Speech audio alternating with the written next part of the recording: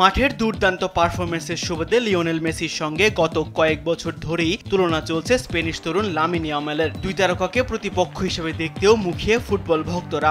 আশির সুযোগ করে দিয়েছে কোপা আমেরিকা এবং ইউরোর শিরোপা। 2024 সালে কোপা আমেরিকার শিরোপা জেতেন লিওনেল মেসির আর্জেন্টিনা। অন্যদিকে একই বছর ইউরোপ সেরার মুকুট জেতেন লামিন ইয়ামালের স্পেন। তবে এতদিন দুই দলের ব্যস্ত সূচির কারণে অনিশ্চয়তা ছিল ফিনালিসিমা নিয়ে। এবার এর সময় নির্ধারিত হওয়ার কথা জানিয়েছে দুদেশের গণমাধ্যম। আর্জেন্টাইন গণমাধ্যম টিওয়াইসি স্পোর্টস জানিয়েছে, আর্জেন্টিনা ফুটবল অ্যাসোসিয়েশনের সভাপতি ক্লাদিও তাপিয়া এবং স্পেনিশ ফুটবলের প্রধান রাফায়েল লুজান সম্মত হয়েছেন যে 2026 সালের 17 থেকে 25 মার্চের মধ্যে দুটি দেশ মুখোমুখি হবে।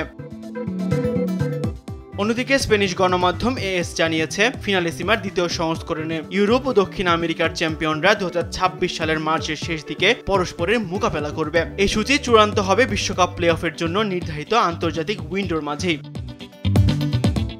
সবকিছু ঠিকঠাক থাকলে 2026 সালের মার্চে অনুষ্ঠিত হবে দীর্ঘ প্রতীক্ষিত দুই মহাদেশীয় চ্যাম্পিয়নের মহারণ। ফিনালিসিমার প্রথম সংস্করণে ইতালিকে হারিয়ে শিরোপা জেতে মেসির আর্জেন্টিনা। এবার দ্বিতীয় সংস্করণে দলীয় লড়াই ছাপিয়ে মেসি ইয়ামালের লড়াই দেখতে অপেক্ষায় থাকবেন বিশ্বজোড়া ফুটবল ভক্তরা।